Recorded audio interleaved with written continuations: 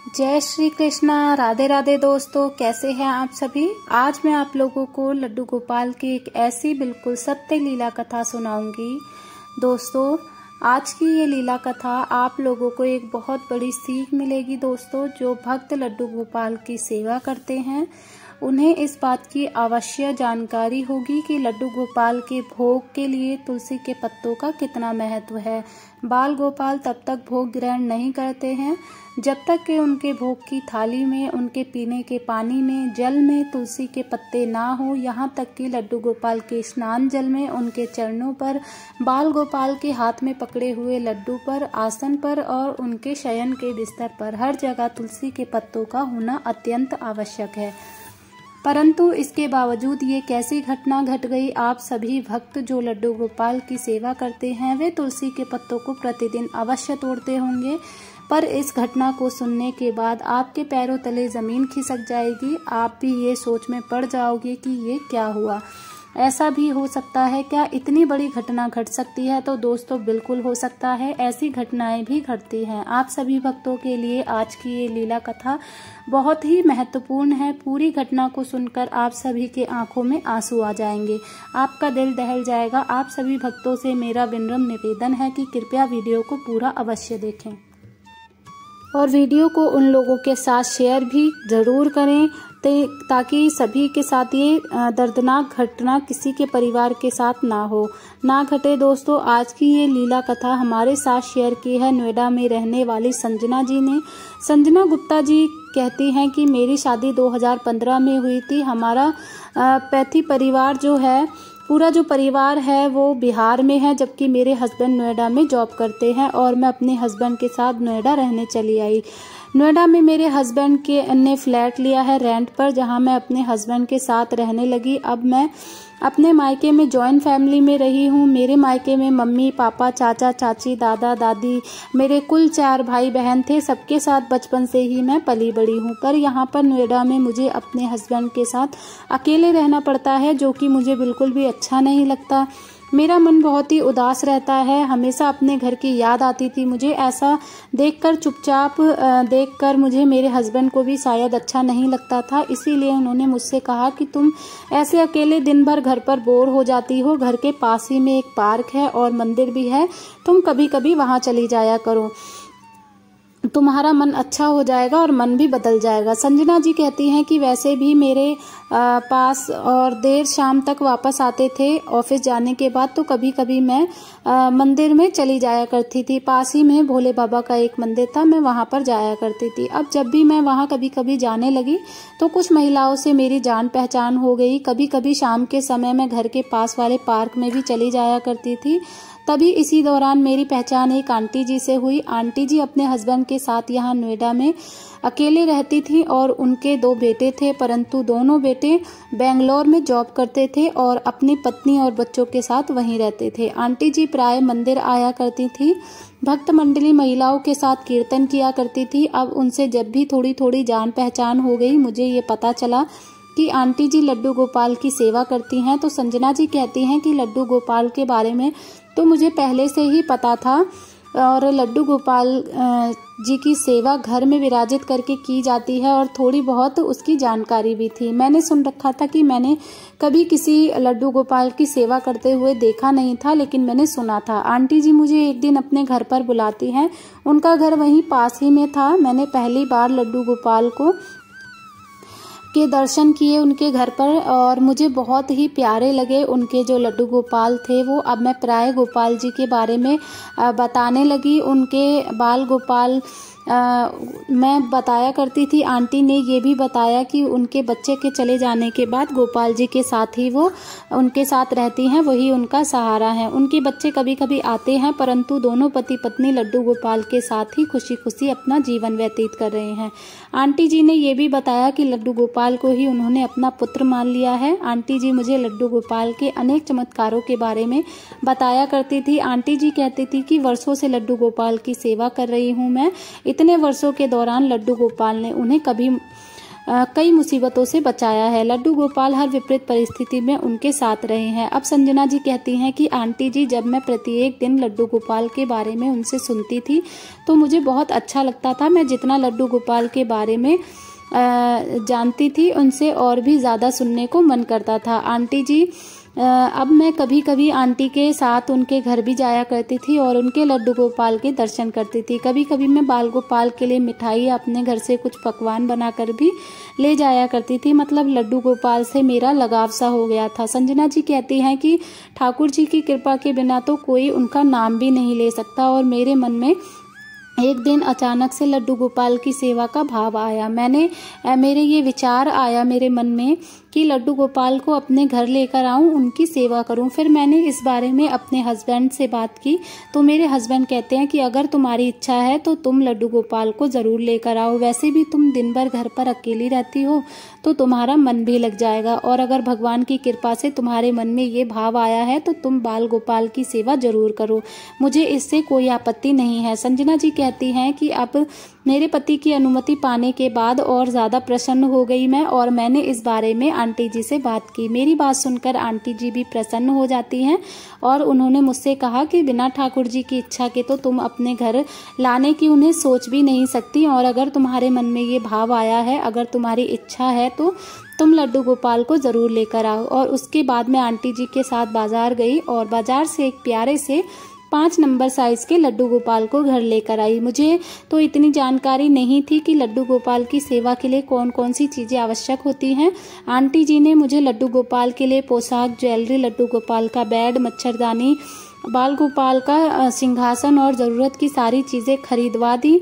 लड्डू गोपाल को जब मैंने अपने घर पर विराजित किया तो उस दिन आंटी जी हमारे घर पर ही, हमारे साथ ही आंटी जी ने मुझे सब कुछ पूजा की विधि बता दी, अच्छे से समझाई। पंचामृत से लड्डू गोपाल को मैंने स्नान करवाया और सुंदर सी पोशाक धारण करवाया। सुंदर श्रृंगार कर बाल गोपाल को मैंने अपने घर में विराजित कर दिया। संजना जी कहती हैं कि आंटी जी ने उसी दिन मुझे संपूर्ण विधि बहुत अच्छे से समझा दी और मैं आंटी जी के कहे अनुसार ही लड्डू गोपाल की सेवा करने लगी। बाल गोपाल से बहुत प्रेम करती थी। हमेशा वो चाहती थी कि मेरे लड्डू गोपाल को भी कभी किसी चीज़ की तकलीफ ना हो। मेरे हस्बैंड भी लड्डू गोपाल के प्रति भाव से बहुत खुश थे। मैं इतना खुश देखकर वो भी खुश हुए, और अब मेरे हस्बैंड भी प्रत्येक दिन जब ऑफिस से घर वापस आते थे तो लड्डू गोपाल के लिए कुछ ना कुछ लेकर ही आते थे। कभी फल, कभी मिठाइयाँ, ऐसे वो लेकर आते थे। समय बीतने लगा और घर आए हुए लड्डू गोपाल को आए घर में केवल 5 दिन ही हुए थे। उसके बाद हमारे साथ कुछ ऐसी घटनाएं घटी, मैं बिल्कुल डर गई, बिल्कुल अचंभित हो गई। एक दिन दोपहर की बात है, लड्डू गोपाल को भोग लगाने के बाद मैंने खाना खाया। उस दिन हल्की हल्की बारिश हो रही थी और मैं मोबाइल चला रही थी। लेटे लेटे मुझे नींद आने लगी, तभी मैंने अपना फ़ोन रख दिया और मैं सो गई। अभी मुझे गहरी नींद आई भी नहीं थी, तभी मुझे किसी के रोने की आवाज़ सुनाई दी। ऐसा लग रहा था मानो कोई छोटा सा बच्चा मेरे माथे के पास खड़ा होकर रो रहा है। अचानक से मैं आंख खोलती हूँ और इधर उधर देखने लगती हूँ। वहाँ तो कोई भी नहीं था, और वहाँ सब भला कोई कैसे हो सकता है। उस समय मेरे घर पर मेरे अलावा कोई भी नहीं था। क्योंकि मैं बहुत गहरी नींद में थी तो मैंने इस बात पर ध्यान नहीं दिया और मैं दोबारा से सो गई। तभी उसी दिन रात के समय मेरे साथ ये घटना घटी। रात के 1:30 बज रहा था। मेरी नींद खुल गई क्योंकि मुझे बाथरूम जाना था। अब मैं उठकर बाथरूम गई। फिर मैं बाथरूम से वापस अपने कमरे में आ रही थी, तभी मुझे फिर से किसी बच्चे के रोने की आवाज़ सुनाई दी। मैं सहम गई, मुझे बहुत ही डर लगने लगा। मैंने स्पष्ट किसी बच्चे के रोने की आवाज़ सुनाई दी और मुझे ये भी पूरा यकीन था कि आवाज़ मेरे बिल्कुल नज़दीक से आ रही है। ऐसा लग रहा था जैसे कोई बिल्कुल करीब बैठकर रो रहा हो। संजना जी कहती हैं कि मैं इतनी हिम्मत भी नहीं हुई मेरी कि जाकर इधर उधर देखूं, क्योंकि मैं बहुत ज़्यादा डर गई थी। मैंने तुरंत कमरे में गई और अपने पति को उठाया। हस्बैंड को जगाने में मैं लग गई, लेकिन मेरे हस्बैंड बहुत गहरी नींद में थे, इसलिए वो नहीं उठ रहे थे। पर मैंने हस्बैंड को इतनी बार उठाया कि वो उठ ही नहीं रहे थे, लेकिन फिर भी मैंने हिम्मत करके, मेरे कानों में बच्चे की बार बार रोने की आवाज़ स्पष्ट सुनाई दे रही थी। ऐसा लग रहा था मानो कोई बच्चा सिसक कर रो रहा है, और इधर मेरे हस्बैंड नींद में थे। बार बार उठाने पर, जगाने पर भी वो नहीं जग रहे थे। मैं इतना ज़्यादा डर गई थी कि मेरी आंखों से आंसू आने लगे। मेरा मन बिल्कुल झुंझला गया। मैंने गुस्से में अपने हस्बैंड को जगाया। तब मेरे हस्बैंड उठते हैं और कहते हैं कि कहाँ कोई है, हमारे घर में हमारे अलावा और कोई नहीं है, चुपचाप से तुम सो जाओ।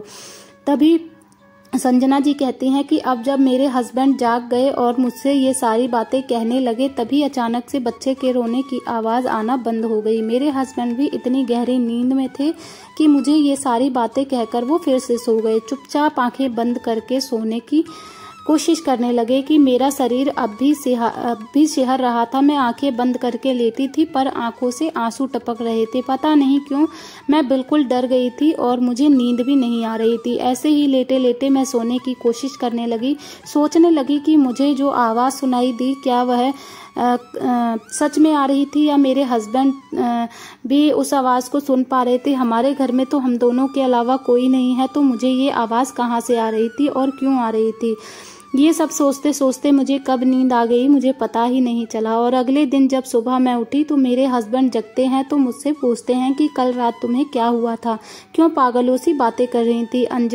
संजना जी कहती हैं कि अब मुझे अपने हस्बैंड पर गुस्सा आने लगा। रात में इतनी परेशान थी, मैं डरी हुई थी, पर उन्हें बार बार जगाने के बाद भी वो नहीं जग रहे थे और अब मुझसे ऐसी बातें कर रहे हैं। मैंने उनसे बस इतना ही कहा कि जब आपको जगा रही थी तब तो आप जगे नहीं, अब पूछने का क्या फ़ायदा, अब मुझसे कुछ भी मत पूछिए। जब मेरे हस्बैंड को समझ में आया कि मैं गुस्सा हूँ रात की वजह से, तो मेरे हस्बैंड तो मुझे मनाने लगे और मुझे बार बार समझाने लगे कि ऐसा कुछ भी नहीं है, तुम्हारा ये सब भ्रम है।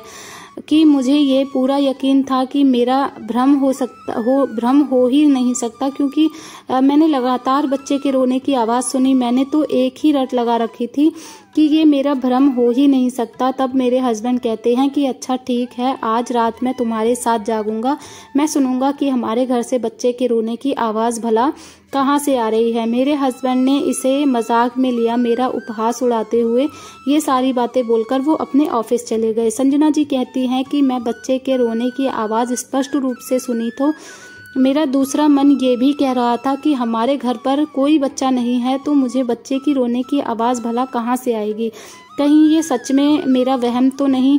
पता नहीं क्या था, पर मुझे कुछ भी समझ नहीं आ रहा था। मैंने सोचा कि इस पर ध्यान देकर कोई फ़ायदा नहीं है और मैंने अपने काम करने में लग गई हुई। तो मेरे हस्बैंड मुझसे कहते हैं कि तुम्हें मनाना ही पड़ेगा, चलो मैं जागता हूँ, मैं तुम्हारे साथ में जागकर देखूंगा कि बच्चे के रोने की आवाज़ कहाँ से आती है। बहुत देर तक हम दोनों पति पत्नी जगते रहे, मोबाइल चलाते रहे, पर आज मुझे बच्चे की रोने की आवाज़ नहीं सुनाई दी। लगभग 11:30 बजे तक हम दोनों जगे रहे। इस बीच में मैं बाथरूम भी गई, पर आज मुझे कोई बच्चे के रोने की आवाज़ नहीं आई। हस्बैंड मुझसे कहते हैं कि मैंने कहा था ना तुम्हारा ये सब भ्रम है, तुम बेवजह ही परेशान हो रही थी और गुस्सा हो रही थी। संजना जी कहती हैं कि उसके बाद हम दोनों पति पत्नी सो गए और अगले हफ्ते तक मेरे साथ कोई भी घटना बिल्कुल नहीं घटी। अपने साथ घटी उस घटना को बिल्कुल भी मैं भूल नहीं पा रही थी।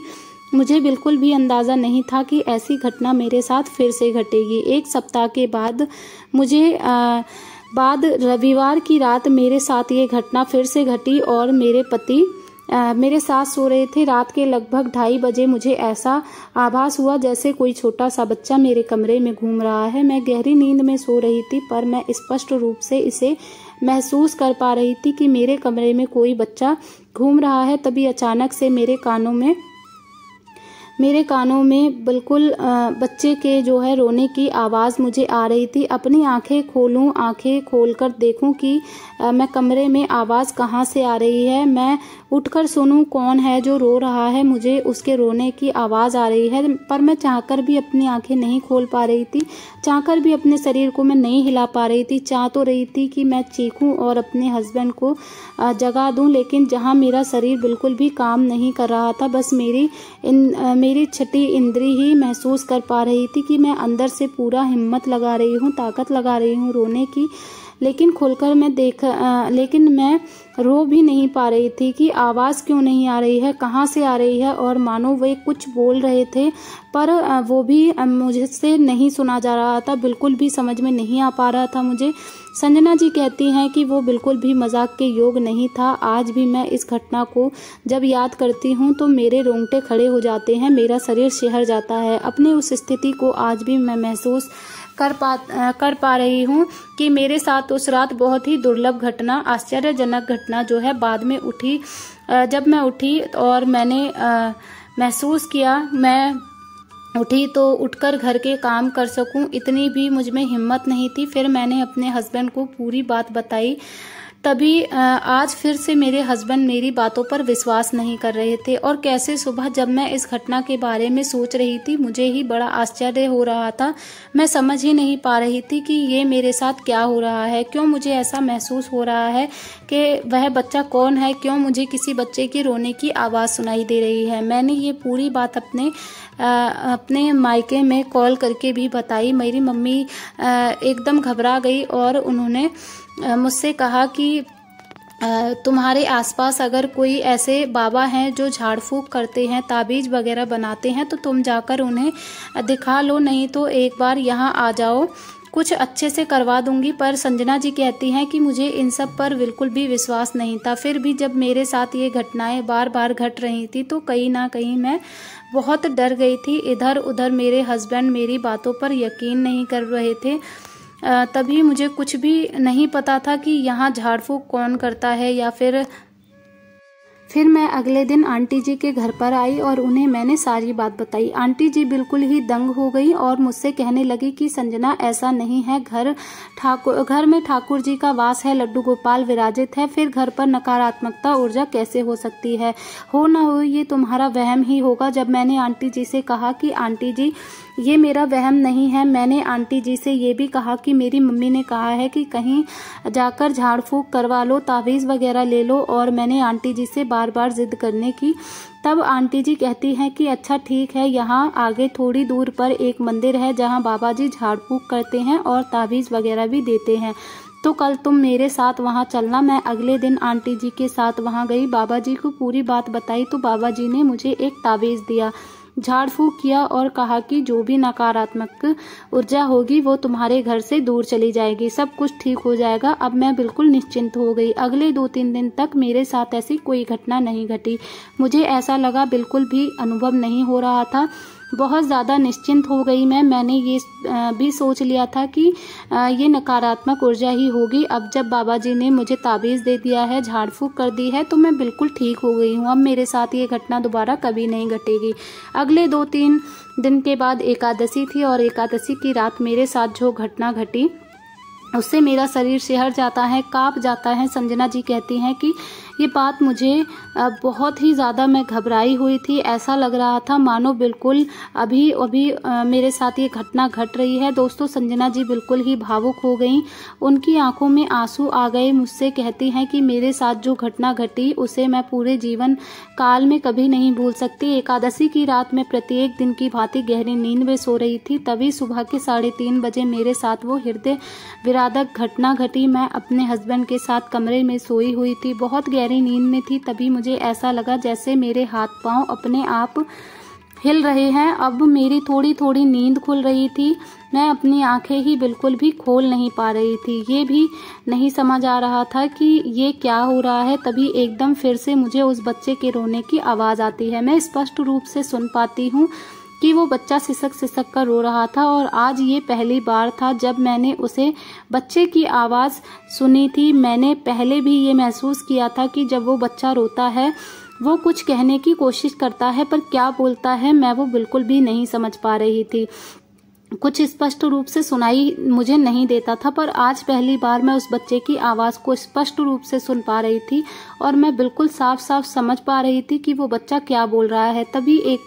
तभी एकाएक मुझे महसूस होता है जैसे वो बच्चा रोते हुए आकर मेरे सर के पास खड़ा हो गया और बहुत तेज रुदन करते हुए रो रहा है। संजना जी कहती हैं कि कब मैं इतनी व्याकुल हो गई थी कि मैं अपनी पूरी ताकत लगाने लगी। अब मेरी आंखें खुलने लगी अपनी नींद से जागने की, उठकर बैठने की, पर मुझसे ये बिल्कुल भी संभव नहीं हो पा रहा था। मेरी दोनों आंखों से आंसू लगातार बह रहे थे पर मैं अपनी नींद से उठ नहीं पा रही थी। तभी मैं स्पष्ट रूप से सुन पाती हूँ कि बच्चा रोते हुए रुदन करते हुए मुझसे कहता है, मैया मुझे तकलीफ होती है, ऐसा मत करो मैया, ना करो मैया, तेरे लल्ला को तकलीफ हो रही है। संजना जी कहती हैं कि मैं स्पष्ट रूप से उस बच्चे की आवाज़ सुन पा रही थी पर वो बच्चा कौन है और मुझसे ये सब क्यों कह रहा है, क्या कह रहा है, ये मैं बिल्कुल भी समझ नहीं पा रही थी। तभी वो बच्चा रोदन करते हुए फिर से कहता है, मैया ऐसा मत करो, मुझे बहुत ही तकलीफ होती है। संजना जी कहती हैं कि अब मेरे सब्र का बांध टूट चुका था। ये बच्चा कौन है जो मुझसे ये सारी बातें कह रहा है, पर मैं क्या करूं, मैं चाहकर भी अपनी आंखें नहीं खोल पा रही थी, मैं उसे देख नहीं पा रही थी। मैं अंदर से बिल्कुल डर चुकी थी, मेरा खून जैसे पानी हो गया था, मैं सहम गई थी, मेरा शरीर कांप रहा था। चुपचाप आंखें बंद करके बेबस थी, मैं बस लेटी थी, एक जिंदा लाश की तरह मैं पड़ी हुई थी, पर मैं स्पष्ट रूप से सब कुछ सुन पा रही थी, समझ पा रही थी। तभी वो बच्चा दोबारा से मुझसे कहता है, मैया मैं तेरा लल्ला हूँ, तुम मुझसे अपने घर लेकर आई हो ना। मैया मुझसे कितना प्रेम करती हो, प्रत्येक दिन मुझे भोग लगाती हो, तरह तरह के पकवान बनाती हो, पर तू तुलसी को इतना तकलीफ क्यों देती है। मेरी प्रिय है तुलसी, उसके बिना मैं भोग ग्रहण नहीं कर सकता। मेरी सेवा के लिए तू तुलसी को तकलीफ दे रही है मैया, ये उचित नहीं है, मुझे तकलीफ होती है, मैं अपने किसी प्रिय की तकलीफ को देख नहीं सकता। तुलसी मेरी प्रिय है, उसे तकलीफ ना दे मैया। संजना जी कहती हैं कि जब मैं ये सुनती हूँ तो मेरा शरीर एकदम से स्थिर हो जाता है। अब मेरा शरीर कांप नहीं रहा था, अब मेरे हाथ पांव हिलाने की मैं कोशिश भी कर रही थी तो वो हिल नहीं रहे थे। मैं एकदम से चुपचाप स्थिर लेटी हुई थी। मेरा ध्यान एकदम से लड्डू गोपाल की ओर जाता है और मैं स्पष्ट रूप से समझ गई कि वो बच्चा कोई और नहीं बल्कि भगवान श्री कृष्ण के बाल स्वरूप लड्डू गोपाल है। और उन्होंने मुझसे जो बात कही उससे मैं स्पष्ट रूप से भली भांति समझ गई थी कि ये लड्डू गोपाल हैं जिन्होंने तकलीफ हो रही है। मैं ये बातें बता रही हूँ, पर ऐसा क्यों है माने, ऐसा क्या है कि तुलसी माता को तकलीफ क्यों हो रही है। मैं ये सब कुछ उनसे पूछना चाहती थी, जानना चाहती थी, पर मेरे शरीर जैसे बर्फ की तरह हो गया था बिल्कुल भी। लड्डू गोपाल मुझे बताइए कि ये सब क्यों हो रहा है। मेरा शरीर तो बिल्कुल भी हिल नहीं रहा था, मैं क्या करूं। मुझे मानो कि तूने उसके पत्ते तोड़े हैं, मुझे तकलीफ हुई है, मुझे बहुत ही तकलीफ होती है। इसके लिए मेरे प्रिय को तकलीफ मत दो। तूने आज एकादशी वाले दिन तूने तुलसी को स्पर्श किया, तुलसी के पत्ते तोड़े, उसे तकलीफ हुई मैया, ऐसा ना कर मैया, मुझे बहुत पीड़ा होती है, मुझे तकलीफ होती है। संजना जी कहती हैं कि अब मैं पूरी घटना को समझ चुकी थी। मेरे साथ पिछले कई दिनों से घटने वाली सभी घटनाओं को मैं स्पष्ट रूप से समझ गई। अपनी भूल का मुझे एहसास हो गया। मैं मन ही मन समझ गई थी कि रविवार को और एकादशी को तुलसी के पत्ते मैंने तोड़े हैं, जिससे कि मेरे कान्हा को अत्यंत पीड़ा हुई है, तुलसी मैया को तकलीफ हुई है और मेरे कान्हा अपने प्रिय की तकलीफ को बर्दाश्त नहीं कर सकते हैं। इसलिए मेरे लड्डू गोपाल ने मुझे कई संकेत दिए, बार बार मुझे अनुभूति करवा रहे थे, लेकिन अपने प्रिय की तकलीफ के लिए मेरे लल्ला छोटे बच्चे की तरह शिशु के रूप में रुदन कर रहे थे। संजना जी कहती हैं कि जैसे कि पहले भी मेरे साथ हुआ था, ऐसी अनुभूति मुझे पहले भी हुई थी, लेकिन उसके बाद मेरी आंखें मैं खोल ही नहीं पाती। उस दिन मुझे अनुभूति महसूस कराने के बाद मैं अपने आंख नहीं खोल पाई और वैसे ही उसी स्थिति में लेटे मैं दोबारा गहरी नींद में चली गई। अगली सुबह जब मैं उठी तो मैंने बिल्कुल कमजोरी महसूस कर रही थी। ऐसा लग रहा था जैसे मेरे शरीर में जान ही ना हो। जो अनुभूति मुझे कुछ पिछले रात मैंने जो चमत्कार में महसूस किया, उस अनुभूति को महसूस करने के बाद मेरा रोम रोम कांप गया था। मेरा शरीर अब भी बर्फ सा ठंडा था। मैंने जिस अनोखी घटना को महसूस किया उसे बर्दाश्त करना मेरे शरीर के लिए बिल्कुल भी असंभव हो रहा था। मैंने अपने हस्बैंड को पूरी बात बताई और तब मेरे हस्बैंड ने मेरी अवस्था देखी और उनकी आंखों में भी आंसू आ गए। उनके इस भाव को देखकर महसूस किया तो आज पहली बार मेरे हस्बैंड ने मुझ पर यकीन किया था, मेरी बातों पर विश्वास किया था। मैंने तुरंत आंटी जी को कॉल किया और आंटी जी को पूरी बात बताई। आंटी जी मेरी बात सुनकर एकदम से दंग रह गई और जब उन्होंने सुना कि पिछले 2 रविवार और कल एकादशी की रात मेरे साथ ये घटना घटी, तो उन्होंने मुझसे कहा कि रविवार एकादशी को कभी भी तुलसी के पत्ते नहीं तोड़ने चाहिए, तुलसी के पत्तों को हाथ तक नहीं लगाना चाहिए। तब मैंने आंटी जी से पूछा कि फिर से भोग कैसे लगाती हो? आंटी मुझे बताती हैं कि तुम्हें एक दिन पहले ही तुलसी के पत्ते तोड़कर रख लेने चाहिए और दूसरे दिन भोग के लिए उसी तुलसी के पत्तों का उपयोग करना होगा।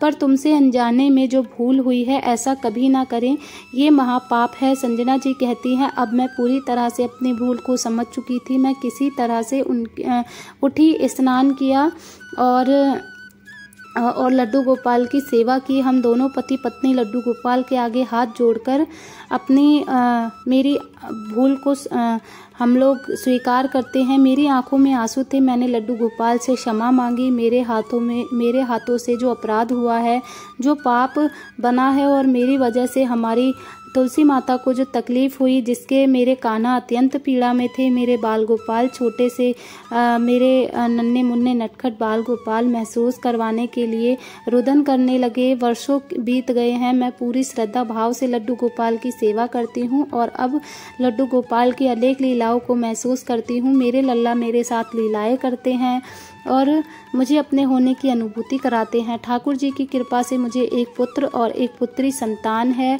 लड्डू गोपाल से मेरी बस यही प्रार्थना है कि मेरे परिवार पर अपनी कृपा दृष्टि बनाए रखे। संजना जी, आपका बहुत बहुत धन्यवाद। आपने ये लड्डू गोपाल के इस आश्चर्यजनक घटना को हमारे साथ शेयर किया, जिससे मैं हमारे चैनल के माध्यम से बाकी सारे भक्तों तक पहुंचा सकी। अपना साथ और प्यार मैंने इस घटना को सुनाया है। दोस्तों, जब इस घटना के बारे में संजना जी हमें बता रही थी और हमें इस बारे में उन्होंने बताया तो उनका शरीर सहर रहा था। आप सभी भक्तों से छोटी छोटी बातों का विशेष ध्यान रखें। रविवार के दिन, अमावस्या, पूर्णिमा, एकादशी के दिन, द्वादशी, इन तिथि में तुलसी के पत्ते ना तोड़ें, माता तुलसी को स्पर्श ना करें और उन्हें जल ना चढ़ाएं। और इस घटना पर आपके क्या विचार हैं, आपकी क्या राय है, कमेंट में ज़रूर बताएं। मुझे आप सभी के कमेंट का इंतज़ार रहता है और प्रत्येक दिन की भांति लीला कथा के अंत में आप सभी भक्तों से हाथ जोड़कर मैं प्रार्थना करती हूँ कि ठाकुर जी की भक्ति कीजिए, लड्डू गोपाल की सेवा कीजिए, नाम जाप कीजिए और एक बार मेरे साथ प्रेम से कहिए, राधे राधे। बांके बिहारी की जय, लड्डू गोपाल की जय।